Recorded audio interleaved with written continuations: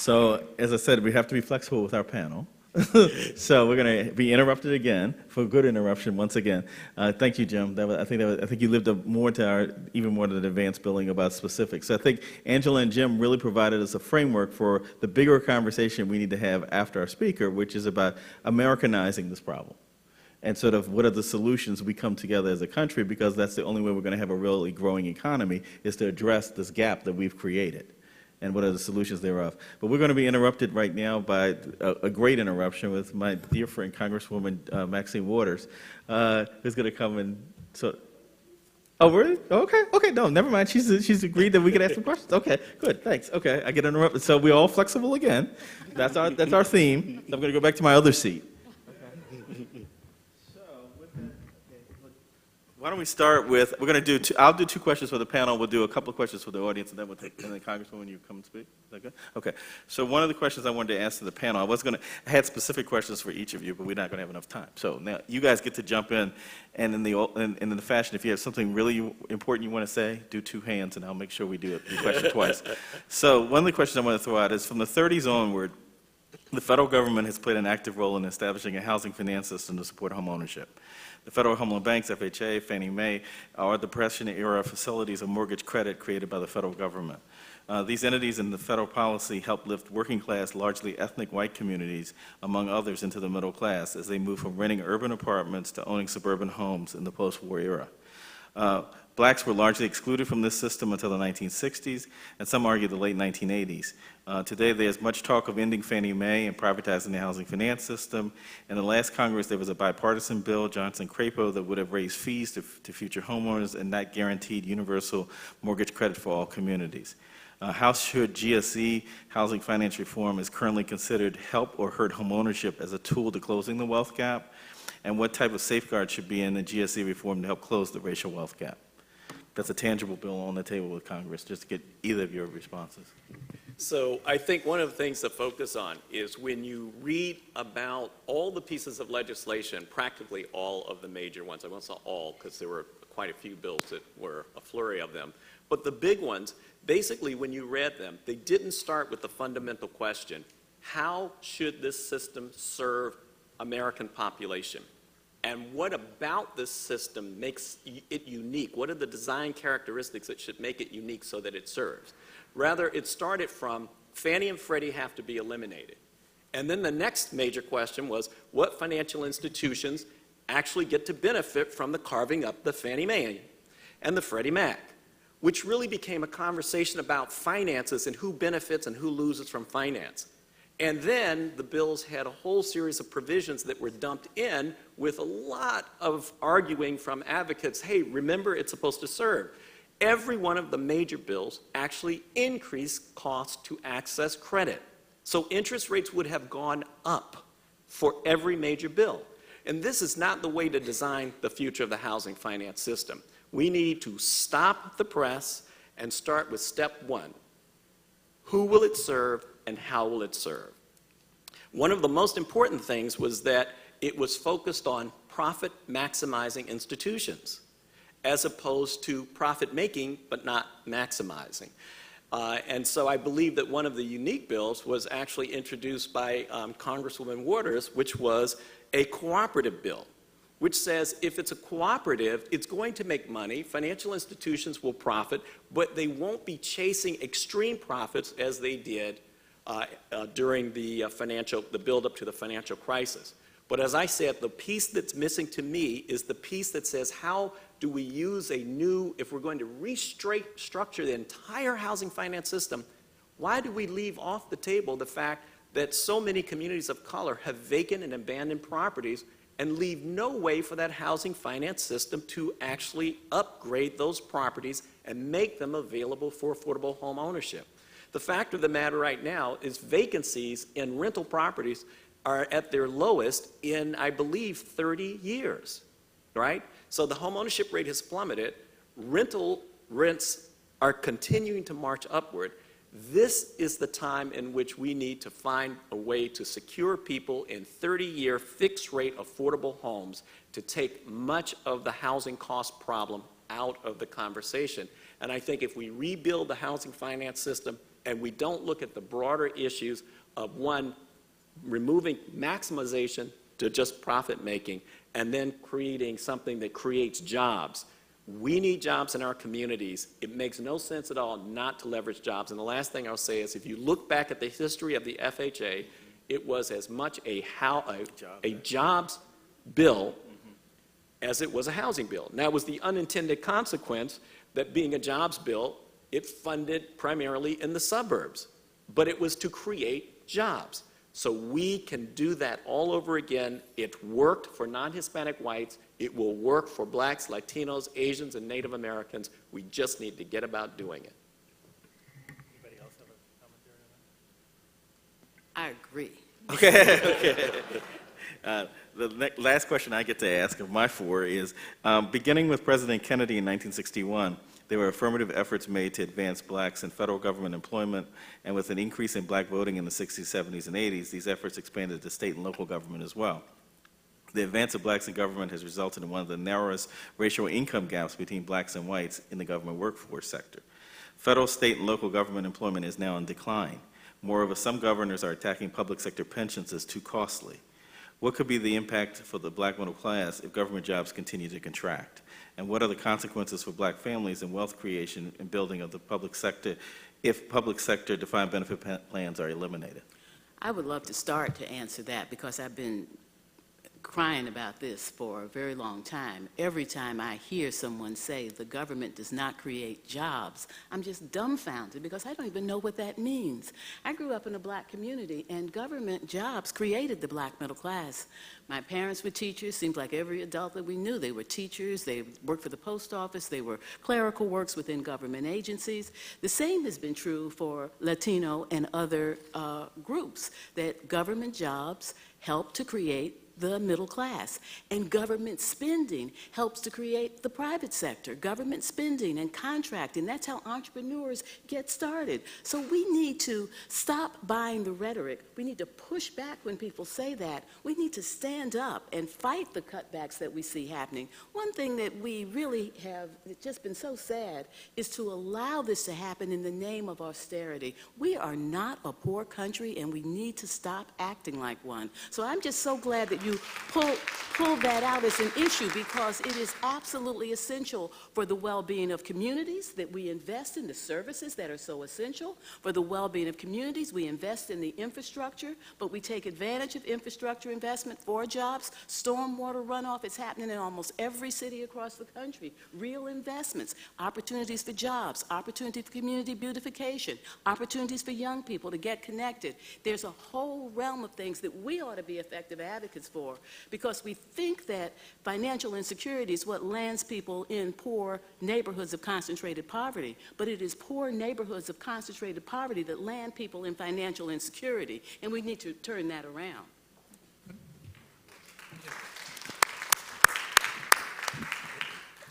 So first of all, I just want to say I agree with everything everyone on this panel said, which is unusual. Well, maybe not the first thing I said. I don't know if I agree with that. So a couple of things. I do agree with everything people said, but I want to make an emphasis. I was asked to write a paper for a foundation on policies addressing income inequality, and I said it's a waste of time. And they said, what do you mean it's a waste of time? And I said, there are literally hundreds, if not thousands, of papers, a lot of them very smart. Some are written by Jim Carr, some are written by Susan. Nobody's reading them. It's not, and I said, and I'm not, and I'm not an immodest person, but I didn't feel like I could write a paper better than Jim. And so, as Jim and Angela said, the policies aren't really that difficult. From my perspective, what's difficult is the country's refusal, the country's resistance, the country's strategy to disinvest the black community, the Latino community. The country's affirmatively going away from the resources it should be investing in. And I think, and this is a mistake I do think we make economic arguments, how this is actually going to help the country economically, and that's right. How this is the future of the country, and that's right. But there's some people who frankly don't care. They don't like the idea that the future of the country is Samuel Huntington's written a book. It's called Who Are We? It's not an economic book. It's basically saying the browning of America is a scary thing. Can't we do anything to stop it? And so, and basically, until we engage that, and I would say the right wing in the country has decided one way you stop it is you attack government itself.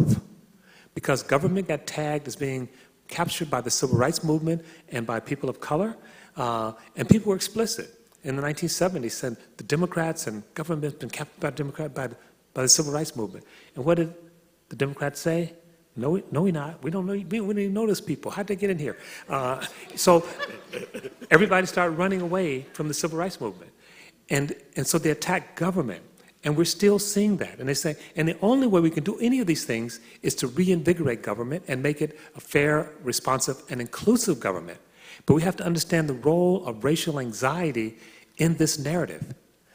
So the particular policies, we can figure those out. They're not all that difficult, even in this world, even in today. But the issue of race, the issue of being inclusive, this has been the issue that has plagued the country since its beginning.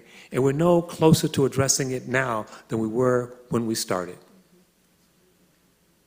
Okay, any audience questions? I can only take two now. Hi, my name is Wendy Ortiz. And my question is, how can reparations be a part of the policy solutions process in reducing the racial wealth gap, especially because I feel like a lot of folks today have reiterated that, white Americans and institutions have really taken advantage of, or have really been able to accumulate all of this wealth on like free slave labor, and have really taken advantage of policies that then allows them to multiply that wealth. Reparations are absolutely an essential part of the public policy solution in the United States context, and I think that's another issue that, we have to put front and center on the table. We heard earlier today, certainly Congressman Conyers has done a lot of work in this area. I know Sandy Darity and Derek Hamilton looking at baby bonds as a potential solution. So there are policy solutions relative to reparations. And I do think, and certainly we have historical examples of when reparations have been used in this country as well as in other countries, as they should be, to try to historically correct some of the wrongs. And I think when we're talking about something as critical as wealth accumulation, given the accumulated benefits of time and of resources, reparations are absolutely essential to be on the table. And for those who would say, well, I think that's too radical of a proposal, too radical of a solution, that's never going to happen, I would just say let us continue to be encouraged by the words of Nelson Mandela that says it always seems impossible until it's done. I'll defer to Catherine, but just ask that you punctuate your answer with, what are you optimistic about? I'm just interested in hearing what the upside can be. Well, I'd be happy to take a stab at that. I am optimistic about some of the work that we're seeing relative to racial equity, particularly at the local level. I mentioned Seattle and the Race and Social Justice Initiative, the work there, the work that John Spine Center is doing at the Haas Institute. Portland, there are some cities at the local level that are really taking this work seriously. There's a Governing for Racial Equity conference that will be coming up next month in the city of Seattle, and they've done that now for several years. And part of that has been the adoption of, which I think we need to have universally, is that any piece of legislation should have a racial equity impact analysis accompanied with it, and that should be standard. So before we decide that a policy is efficient or effective, we need to answer the question of efficient or effective for whom. And if we require that that analysis has to be done for all legislation, I think that would be a critical part of that solution. So doing some of those racial equity impact analysis and assessments that we're seeing at the local level, I think those offer some real glimmers of hope in moving forward. Anybody else? Well, I'm optimistic because the tagline for PolicyLink is lifting up what works, and we find things that are working all over the country, and there's not one issue that I can't point to something happening someplace that's effectively addressing that. That makes me optimistic. I'm also optimistic because we're having this discussion today and yesterday and tomorrow in every place I go and every place I look. These issues of race and inequality and inclusion and equity are front and center on a lot of minds. The New York Times opinion pages, it's beginning to read like a race rag. I mean, every day when I look at it, there's some new article there related to race. So this has to be a good sign. It's not definitive. It doesn't solve the problem because we're talking about it, but I have been through so many years when nobody was talking about it. When I talked about it, I felt like the skunk who had come to the garden party.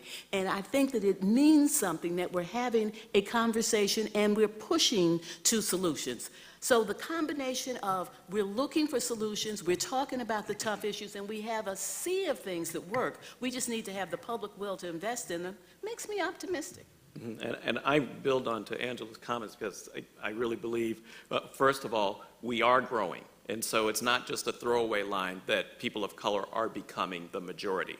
We are becoming the majority. So despite all the campaign finance tomfoolery that undermines thoughtful legislation, the reality of it is at the end of the day, those who vote will get what they need. The second thing is social media. I think it's a really powerful tool that can help us skip over a lot of the nonsense that's paid for by well-heeled large corporations. I don't think that we've begun to even tap the potential of social media. So I think that that's something we really need to focus on. Third, I think is a really important point is the issue of the racial wealth gap, while being rejected by so many, and I think John has talked about this quite extensively in multiple forums, that there's such fear and anxiety about it. But the flip side of it is it's actually being talked about a lot. And then a fourth thing I'd say is that this conversation that we're having today actually began about 10 years ago with Kololo at the Ford Foundation and us at Tuskegee and Roger Clay at the Insight Center, was then a group of experts of color talking among ourselves. 10 years later, or a little over 10 years later, we're here talking directly with members of Congress and their staff. So for me, that is a really powerful movement in this conversation. So I think there's a lot that we should embrace as powerful movement forward. But the road is long and the lift is very heavy. And let's not forget all the organizing going on. Black Lives Matter. I just had to say that. Let me add two things. So first of all, I'm not optimistic. But I'm not pessimistic either. I don't have time. It's like, what I do say is I'm a possibilist. And the world is actually changing in some really big ways. It's not clear we're going to win or we're going to lose. It is clear it's going to change. And what we do and don't do will matter. So that's the first thing. So it's not optimism, it's not pessimist. I believe what we do is a possibility. I do want to suggest two things, though. I think it's a mistake just to tie it to the wealth gap of the white middle class. The white middle class is shrinking. And so, to me, that's bad news and good news. Because at some point, they're going to wake up and realize, wow, I'm in this boat too. So the boat is going down. And so the people in the boat, in a sense, we're already the majority. The people who are losing wealth and who are losing out on the American economy already is the majority. And I think we have to find a way to talk about it that actually situates us in that conversation, but also situate middle-class whites in that conversation. And I think that's the way forward. But I think if we just talk about it in terms of, and even in terms of reparation, I would structure it that way. Because the reality is, most whites didn't benefit from slavery. It's the elite that benefited from slavery. And when we talk about whites, we sort of conflate the elites with all the other whites who are not elite. I think we have to actually stop doing that. I'm getting the big signal, so I don't think I'm going to be able to even take another question.